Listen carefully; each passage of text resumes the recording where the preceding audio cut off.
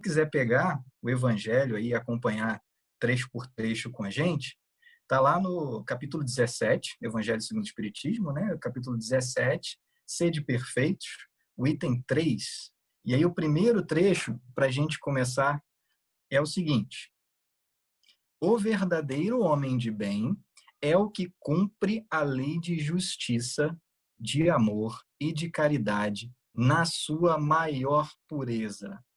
Se ele interroga a consciência sobre seus próprios atos, a si mesmo perguntará se violou essa lei, se não praticou o mal, se fez todo o bem que podia, se desprezou voluntariamente alguma ocasião de ser útil, se ninguém tem qualquer queixa dele, enfim, se fez a outrem tudo o que desejara lhe fizessem. Esse é o primeiro tópico. E pode ser que a gente desista do texto aí mesmo, né? Pô, não vou nem ler o restante. Esse homem de bem não tem como, impossível chegar lá, né? Mas tem uma forma, tem um jeito de a gente dar uma chance para o evangelho, dar uma chance para o texto, que é o de encarar ele como uma proposta. Essa proposta, ela já vem no título do capítulo, né? É o capítulo 17, Sede Perfeitos. Então, ele foi escrito para os imperfeitos, para nós, né? Como todo o evangelho também o é. Então, ele nos propõe a ser perfeitos, né? E começa ali a descrever o que é o homem de bem como uma meta, algo que a gente precisa buscar nesse caminho rumo à perfeição. Eu fico, às vezes, imaginando, lendo aqui o capítulo, né? Fiquei imaginando o título desse capítulo, Sede Perfeitos, como uma espécie de palavra mágica da criação, né? Deus, quando nos criou, tocou a nossa cabeça, a nossa fronte, e falou assim: sede perfeitos, determinando isso para a gente, né? Esse é um caminho que a gente não escapa. Para isso nós fomos criados, né? Não só para isso, claro. Eu estou longe de entender todos os propósitos e os desígnios da criação, mas certamente esse é um deles, né? Mas voltando lá ao tópico, vamos tentar ponto a ponto começar. O primeiro, ele diz: cumpre a lei de justiça, de amor e de caridade na sua maior pureza. Pergunta a si mesmo se violou alguma dessas leis, se não praticou o mal, se fez todo o bem que podia, se desprezou voluntariamente alguma ocasião de ser útil, se ninguém tem qualquer queixa dele, se fez a outrem tudo o que desejara lhe fizessem. Então vamos lá. Item 1. Cumpre a lei de justiça, de amor e de caridade na sua maior pureza. Mas o que então a gente precisa, o que o homem de bem precisa para cumprir essas leis? Como cumprir essas leis na sua maior pureza, como ele propõe? Para isso, a gente precisa primeiro conhecer essas leis profundamente, né? E como é que a gente faz isso? Estudando. É o que a gente está fazendo aqui agora, né? Então, estamos no caminho. A lei de justiça, amor e caridade, ela rende um capítulo inteiro do Livro dos Espíritos. É o capítulo 11, da parte terceira, nas questões 873 a 892. É tema de diversas palestras, a gente encontra várias delas aí pelo YouTube. Inclusive, tem uma que eu recomendo aí fortemente a vocês, que é do Haroldo Dutra, na Conferência da Federação Espírita da Flórida, no ano passado, 2019. Espetacular, brilhante. Ele discursa por 1 hora sobre o tema, então eu não vou nem ousar reduzir isso aqui em alguns minutos na nossa noite de hoje. Mas o caminho para a gente conseguir esse primeiro item, cumprir as leis, a lei de justiça, amor e caridade na sua maior pureza, é esse, é estudando, né? É a gente tentando descobrir como ela funciona, como ela foi passada para nós, né? Através do estudo e das nossas experiências no dia a dia. Para a gente pegar ali só alguns itens dessa passagem no Livro dos Espíritos, na pergunta 875, Kardec questiona os espíritos: como se pode definir a justiça? E os espíritos respondem a Kardec: a justiça consiste em cada um respeitar os direitos dos demais. E Kardec complementa ali no item A dessa mesma questão: que é o que determina esses direitos? E aí, novamente, os espíritos esclarecem. E aqui eu vou reduzir um pouquinho a resposta para a gente não perder tanto. Duas coisas, né? O que determina esses direitos? Duas coisas. A lei humana e a lei natural. A questão prossegue, né? E aí fica como sugestão de leitura posterior para todo mundo, mas vamos lá. A lei humana e a lei natural são respeitadas pelo homem de bem. Então, olha lá. O homem de bem respeita também a lei humana, a humana e a natural. Mas lei humana, ok, a gente percebe, a gente conhece e percebe bem quando esbarra com ela no nosso dia a dia, em algumas dificuldades, né? Mas a lei natural, o que é isso? O que é a lei natural? Então, a lei natural é mais um capítulo inteiro do Livro dos Espíritos. É o capítulo 1 da parte terceira, as perguntas de 614 a 648. E aí, só para pegar um pontinho da lei natural, a 614, como começa Kardec questionando os espíritos, que se deve entender por lei natural? E os espíritos respondem: a lei natural é a lei de Deus. É a única verdadeira para a felicidade do homem. Indica-lhe o que deve fazer ou deixar de fazer, e ele só é infeliz quando dela se afasta. E a partir daí o capítulo todo discorre sobre a lei divina e lei natural, né? Então a gente começa a perceber aqui que não dá para ser homem de bem da noite para o dia, né? É um processo que, primeiro de tudo, nos exige conhecimento e depois experimentar esse conhecimento na prática, né? E aí vem o complemento desse primeiro trecho, desse primeiro tópico, que é a checagem, né? A verificação. Ao passo que a gente vai estudando, conhecendo e praticando, a gente precisa verificar e checar como isso tem sido realizado no dia a dia, né? Como essa prática tem nos ajudado ou como a gente tem se saído nisso tudo. E aí é que vem a sugestão de questionar a nossa consciência, né? Interrogar a nossa consciência para ver se a gente violou alguma dessas leis. Como é que a gente vai saber se violou alguma dessas leis? Só se a gente conhecê-las, né? Se não praticou o mal, e aí vale um exame bem particular nesse ponto, porque igualmente vai depender do nosso nível de entendimento e progresso espiritual. Se fez todo o bem que podia, e ele completa em seguida, se desprezou voluntariamente alguma ocasião de ser útil, desperdicei alguma oportunidade de ser útil, né, de fazer o bem, tinha algo que estava ali ao meu alcance e eu podia fazer algo e não fiz. Esse é um exame importante também. E se ninguém tem qualquer queixa dele, esse é importante, mas ele tem um detalhe que a gente precisa estar atento, né? Quando a gente pensa em queixa, isso pode nos levar a pensar na queixa que alguém terá de nós, que alguém tem de nós, quando a gente não faz a vontade daquela pessoa, né? Quando a pessoa queria algo e a gente não fez aquela vontade. Essa pessoa vai ter queixa de nós, certamente, porque a gente não fez o que ela queria que a gente fizesse. Mas essa queixa, ela só é válida se ela estiver baseada na lei de amor, justiça e caridade, e não em caprichos, né? Eu não posso me queixar de alguém, vamos lá, se eu convido alguém para ir na casa espírita, assistir uma palestra, e essa pessoa se recusa, eu não posso me queixar dela se os motivos são claros, se há gentileza na fala, na atitude, né?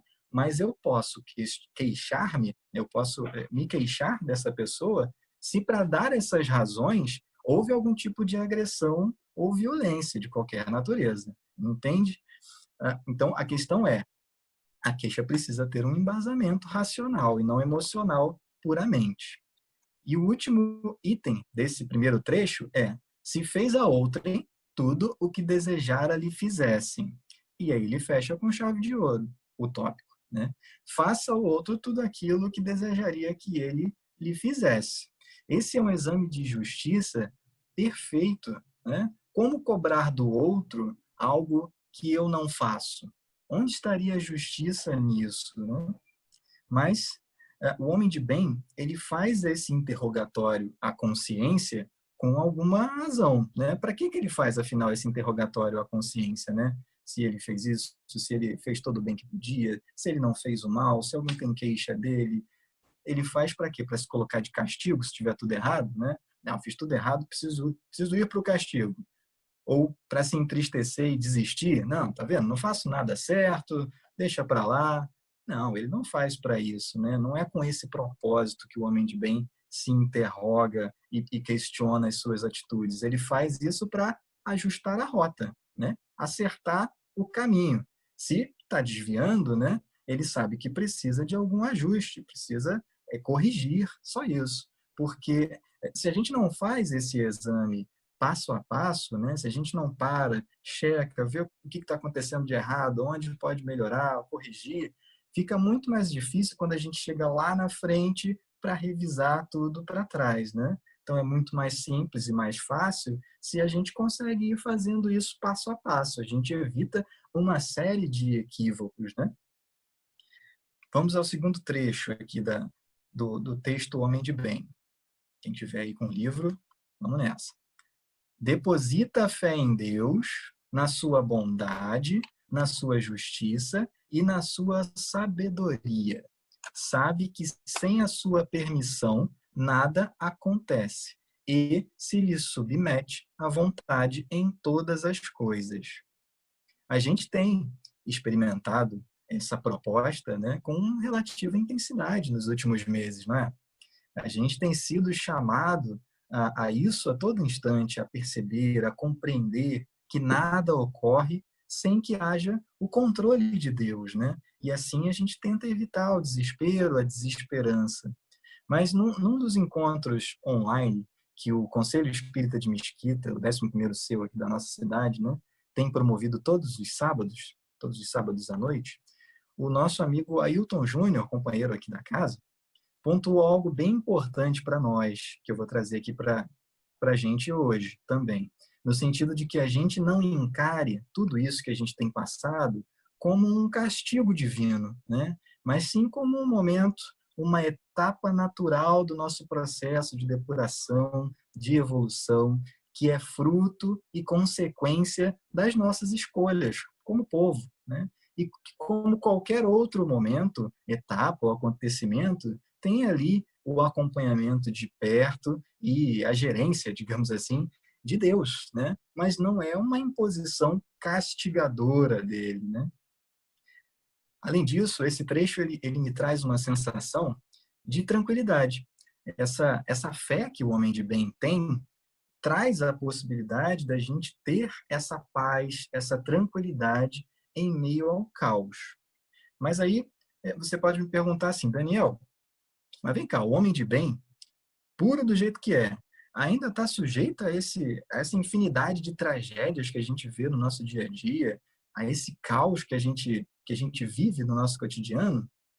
E eu poderia responder que, sujeito à vontade de Deus, todos nós estamos. Não importa o nível de progresso espiritual, né?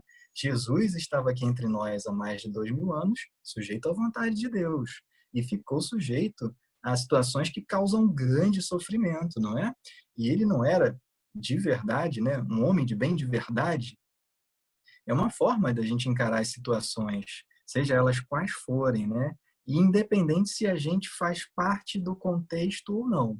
A gente pode estar assistindo ali uma reportagem ou lendo algo sobre uma situação de catástrofe, de sofrimento, mas que você não faz parte do contexto, você está ali só lendo. Mas nesse momento, você pode também se desesperar, ficar revoltado, ou olhar e perceber como o trecho diz. Sabe que sem a permissão divina nada acontece e se lhe submete à vontade em todas as coisas. Por quê? Porque confia, porque tem fé na bondade, na justiça e na sabedoria divina. Vamos ao próximo trecho. Tem fé no futuro, razão porque coloca os bens espirituais acima dos bens temporais. E aí, para completar, lá na questão 922 do Livro dos Espíritos, Kardec pontua da seguinte forma: A felicidade terrestre é relativa à posição de cada um. O que basta para a felicidade de um constitui a desgraça de outro. E aí ele pergunta: haverá, contudo, alguma soma de felicidade comum a todos os homens? E os espíritos esclarecem: com relação à vida material, é a posse do necessário. Com relação à vida moral, a consciência tranquila e a fé no futuro.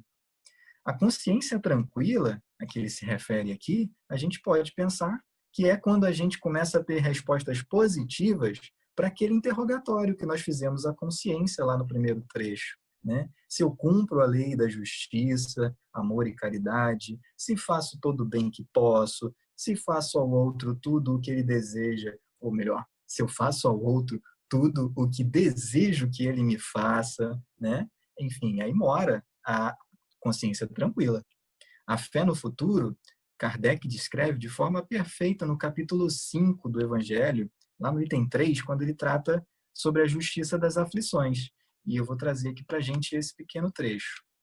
Ele diz assim, ó, a fé no futuro pode consolar e infundir paciência, mas não explica essas anomalias que parecem desmentir a justiça de Deus. Entretanto, desde que admita a existência de Deus, ninguém o pode conceber sem o infinito das perfeições. Ele necessariamente tem todo o poder, toda a justiça, toda a bondade, sem o que não seria Deus. Se é soberanamente bom e justo, não pode agir caprichosamente, nem com parcialidade. Logo, as vicissitudes da vida derivam de uma causa, e pois que Deus é justo, justa há de ser essa causa. E o interessante desse trecho, que a gente leu acima ali do texto O Homem de Bem, diz que por ter fé no futuro, o homem de bem põe os bens espirituais acima dos bens temporais. Ele não diz materiais, diz bens temporais. Porque os bens materiais, eles nos servem por um período de tempo. Tem validade desses bens materiais, né, para a nossa serventia, para o nosso uso. Mas os bens espirituais, o homem de bem sabe que não. Eles nos servem eternamente. Né? Eles são importantes. Né? A própria questão do Livro dos Espíritos traz isso, né? A posse do necessário. Mas eles têm um prazo de validade. Os bens espirituais, ao contrário, não, nos servem eternamente. Seguindo o texto, a próxima passagem é: sabe que todas as vicissitudes da vida, todas as dores, todas as decepções são provas ou expiações e as aceita sem murmurar.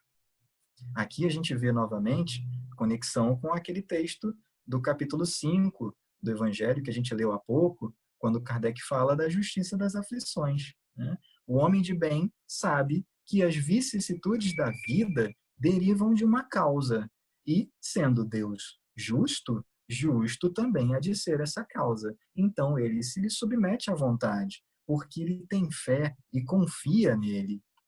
E o texto continua: possuído do sentimento de caridade e de amor ao próximo, faz o bem pelo bem, sem esperar paga alguma, retribui o mal com o bem, toma a defesa do fraco contra o forte e sacrifica sempre seus interesses à justiça. E aqui a gente vê a intensidade desse sentimento de justiça do homem de bem, né, que o faz sempre buscar se doar para aquele que precisa, sem cogitar qualquer tipo de recompensa. Ele assim faz porque ele entende que é isso que precisa ser feito, simplesmente, né, para que a gente tenha uma sociedade justa, equilibrada. Esse item, ele traz uma característica, além disso, que faz a diferença, que pode fazer a diferença em muitos momentos do nosso estágio atual, né? De tantos ataques, conflitos, agressões, muitas vezes verbais ou escritas, né? Agora com a rede social, E retribuir o mal com o bem pode determinar quase sempre o fim da linha de uma cadeia de maldade. É como a gente cortar o suprimento do mal, né? Porque a gente não dá continuidade a ele. A gente dobra o caminho e pega outra direção, a direção do bem.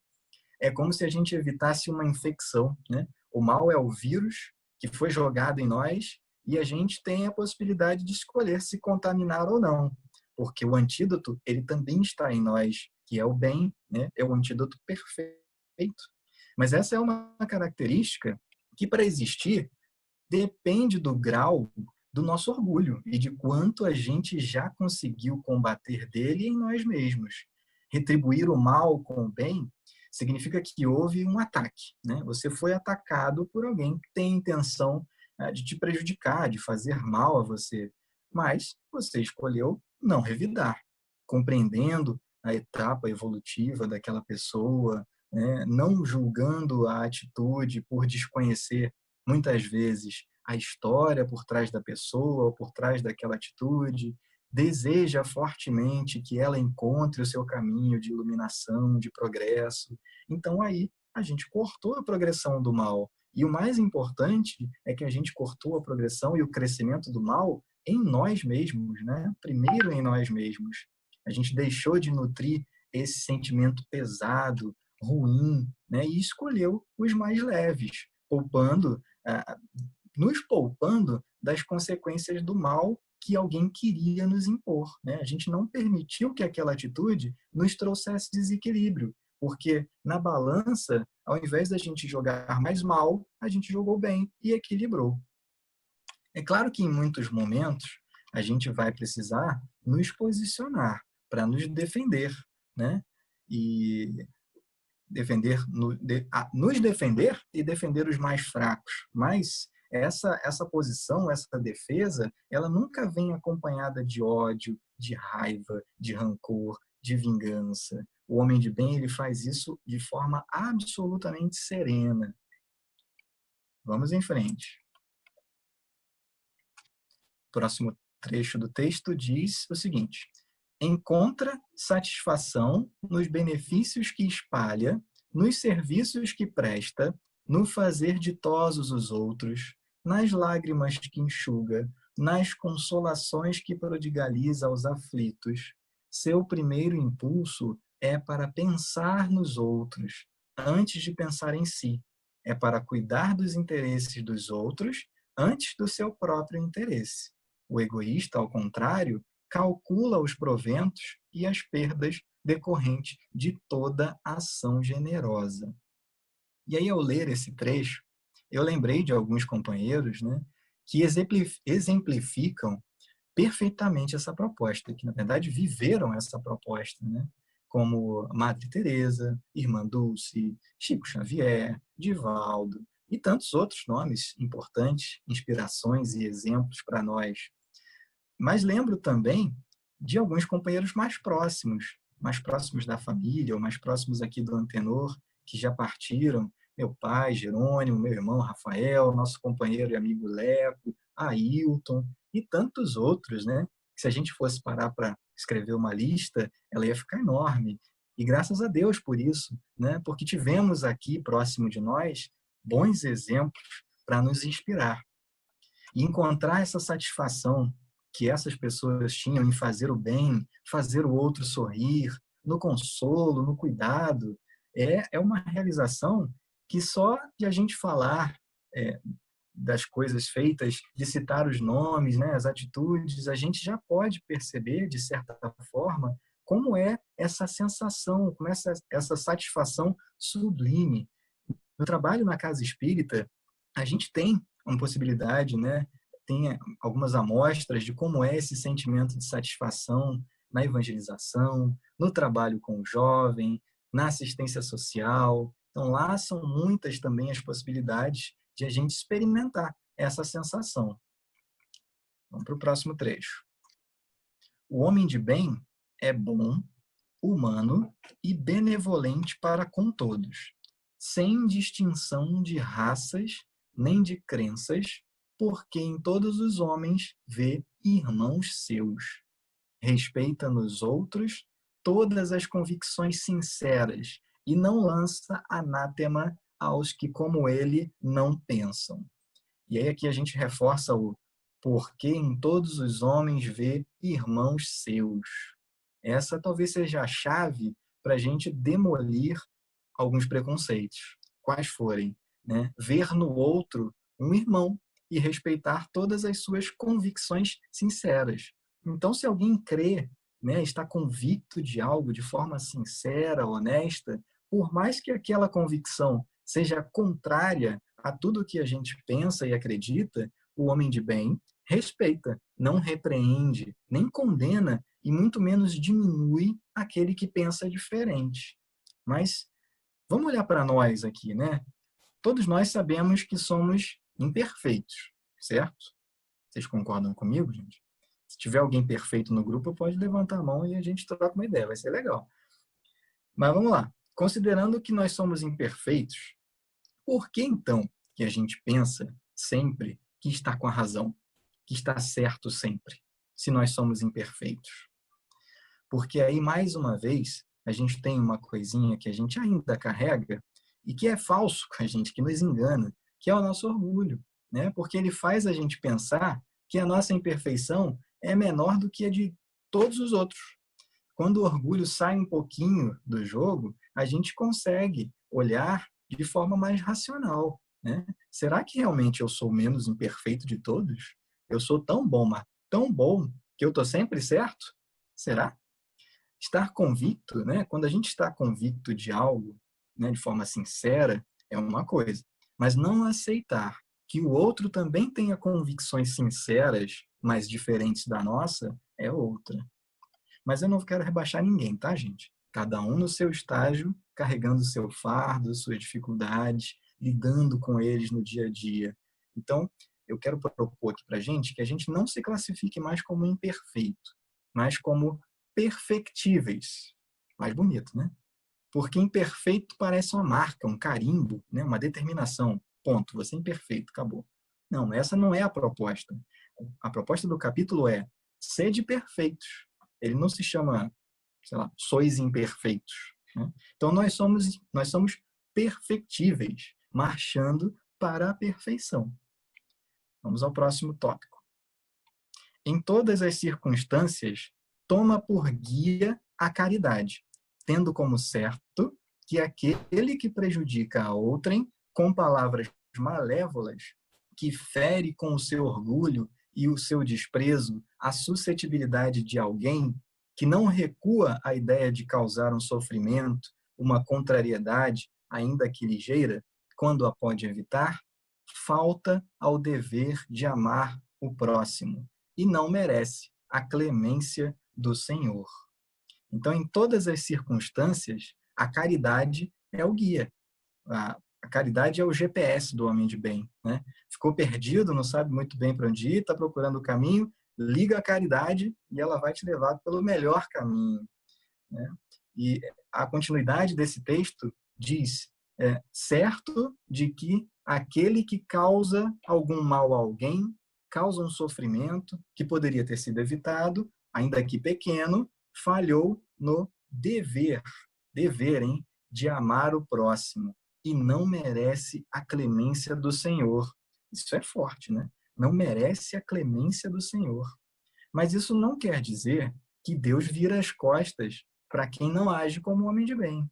Significa somente que essa ação, essa falha no dever de amar o próximo, traz consequências, traz efeitos. É uma transgressão à lei divina e que, por isso, é necessário, em algum momento e de alguma forma, prestar contas.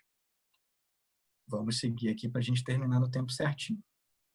Não alimenta ódio, nem rancor, nem desejo de vingança, a exemplo de Jesus, perdoa e esquece as ofensas, e só dos benefícios se lembra, por saber que perdoado lhe será conforme houver perdoado. É indulgente para as fraquezas alheias, porque sabe que também necessita de indulgência e tem presente esta sentença do Cristo: atire-lhe a primeira pedra aquele que se achar sem pecado. Nunca se compraz em rebuscar os defeitos alheios, nem ainda em evidenciá-los. Se a isso se vê obrigado, procura sempre o bem que possa atenuar o mal. E aí tem 2 pontos, pelo menos nesse texto, que merecem a nossa atenção. Primeiro é, só dos benefícios se lembra. Esse é um exercício tão importante para nós, né? Mas que a gente, e eu me incluo, não faz. Quando a gente lembra da nossa história ou conta a nossa história, provavelmente o que está mais marcado em nós são as pessoas que nos prejudicaram, que nos fizeram algum mal, né? E pouco a gente lembra daqueles que nos fizeram bem, que nos trouxeram algum benefício. A gente ainda tem essa tendência de valorizar o mal, né? De dar mais atenção ao mal. E é algo que a gente precisa modificar, para ir assim modificando o nosso padrão vibratório. Né? Lembrar só dos benefícios, ao invés do mal que nos fizeram, nos leva a um padrão vibratório mais elevado. O segundo ponto que ele coloca é o seguinte: não se compraz em rebuscar os defeitos alheios, ou seja, ele não fica satisfeito ao falar mal dos outros. E quando se vê obrigado a falar, procura sempre o bem, as coisas boas que o outro tem, para atenuar o mal. Olha a mudança para nós, né? Tudo com o propósito de melhorar, de elevar o nosso padrão vibratório, porque aí a gente está se desfazendo do mal, jogando o mal para fora, né? E focando naquilo que é bom. E assim a gente melhora e eleva o nosso padrão vibratório. O próximo tópico: estuda as suas próprias imperfeições e trabalha incessantemente em combatê-las.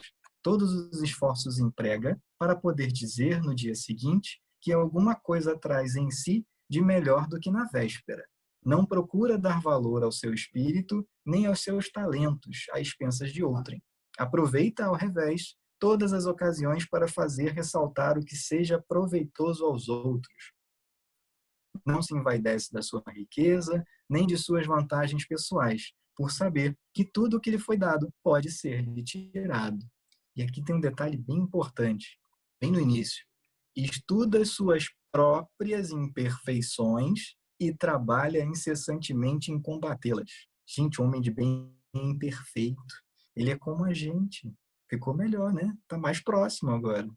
O diferencial do homem de bem é que ele estuda as suas próprias imperfeições. E a partir desse estudo, ele identifica quais são as causas, o que potencializa elas, e a partir do resultado desse estudo, ele trabalha incessantemente em combatê-las. Ele se esforça. E é o que Kardec já havia nos colocado, né? Reconhece-se o verdadeiro espírita pela sua transformação moral e pelos esforços que emprega para domar suas inclinações más. É disso que se trata, é de esforço, vontade. Né? E mais um trecho desse pedacinho aqui, rapidamente, é o de não procurar dar valor aos seus talentos às expensas de outrem. Ou seja, o homem de bem não é metido, não é exibido, né? Não fica se vangloriando das suas qualidades. Vamos para a gente terminar. Está quase chegando ao fim. Usa, mas não abusa dos bens que lhe são concedidos. Sabe que é um depósito de que terá de prestar contas e que o mais prejudicial emprego que lhe pode dar é o de aplicá-lo à satisfação de suas paixões. Se a ordem social colocou sob seu mando outros homens, trata-os com bondade e benevolência, porque são seus iguais perante Deus. Usa da sua autoridade para lhes levantar o moral e não para os esmagar com seu orgulho. Evita tudo quanto lhes possa tornar mais penosa a posição subalterna em que se encontram. O subordinado, de sua parte, compreende os deveres da posição que ocupa e se empenha em cumpri-los conscienciosamente. A gente cada vez mais percebe, né, no texto, que o homem de bem combate o orgulho o tempo todo. A todo momento ele procura combater o orgulho. Então, se pela ordem social ele estiver em uma posição hierarquicamente superior a alguém, ele trata os seus subordinados com bondade, os enxergando como iguais perante a Deus, porque a posição hierárquica ela é simplesmente social, é deste mundo, né? Procurando sempre aliviar essa tensão, essa imposição e o peso da hierarquia. E se, pelo contrário, ele está na posição de subordinado, compreende também essa posição e a importância dessa posição e procura fazer tudo o que está ao alcance, né, da melhor forma possível. E já chegando ao finalzinho, o penúltimo tópico, Finalmente, o homem de bem respeita todos os direitos que aos seus semelhantes dão as leis da natureza, como quer que sejam respeitados os seus. Olhem mais uma vez a consciência sobre o direito do outro, né? Se eu penso que eu tenho determinado direito, por justiça, eu devo respeitar esse mesmo direito do outro. A divergência de opinião, por exemplo, ela pode tornar mais serena, né, se a gente considerar esse ponto, essa proposta. Se eu penso ter o direito de expressar a minha opinião, seja ela qual for, então eu, por justiça, devo respeitar o direito que o outro tem de expressar a opinião dele. Esse é um primeiro passo para que essas divergências sejam debatidas num campo de mais tranquilidade, de mais harmonia, de mais paz, né? E aí, para fechar o texto, ele diz o seguinte: não ficam assim enumeradas todas as qualidades que distinguem o homem de bem, mas aquele que se esforce por possuir as que acabamos de mencionar, no caminho se acha que a todas as demais conduz.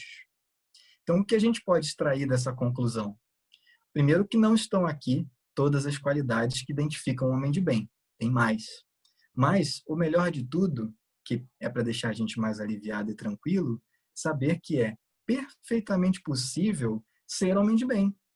Porque o homem de bem não é só aquele que tem todas essas qualidades que acabamos de ver, né, e de listar, mas também é aquele que se esforça em conquistar todas essas qualidades. Porque é nesse caminho, no caminho da busca, do aprendizado, do exercício, é que vem todas as outras qualidades que ficaram faltando listar aqui.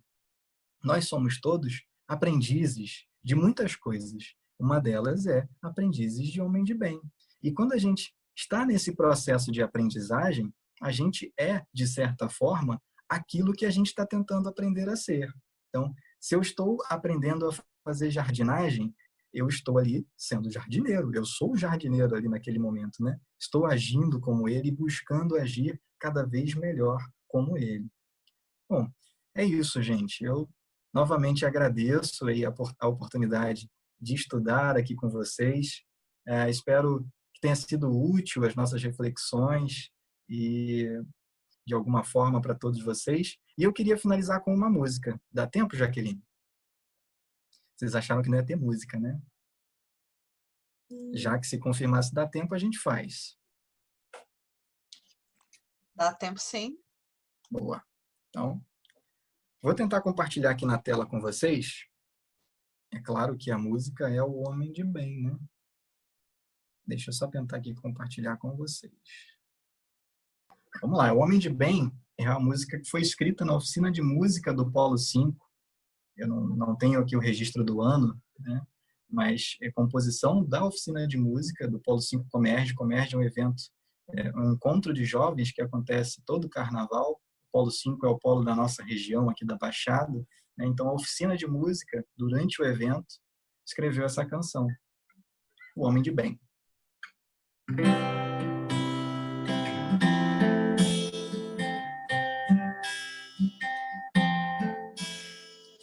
Paz e paz trazem seu olhar, um olhar que não distingue és filho de Deus. Em Jesus deposita sua grande fé, nele encontra exemplo de vida. O homem de bem retribui o mal com bem, não reclama, aceita suas provas, com ânimo seguro no que faz, seguindo o caminho com muito amor e paz. Estuda e trabalha para perfeição, e tem no amigo Jesus seu exemplo maior. Tem em mente a certeza que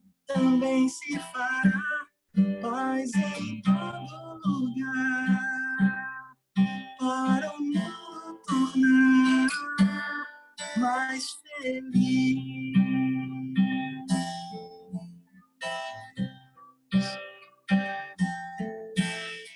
Pureza e paz trazem seu olhar,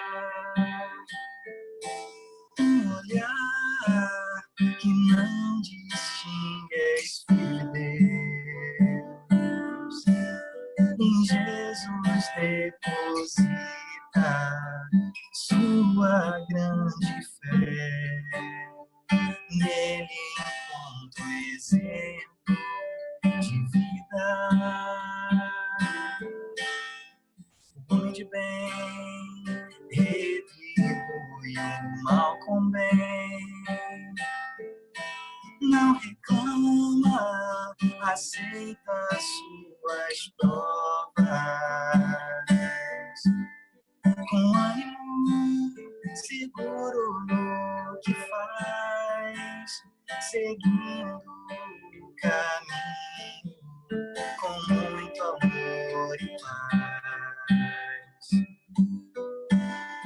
Estuda e trabalha para a perfeição e tem no amigo Jesus seu exemplo maior. Tem em mente a certeza que também se fará paz em todo lugar, para o mundo tornar mais feliz.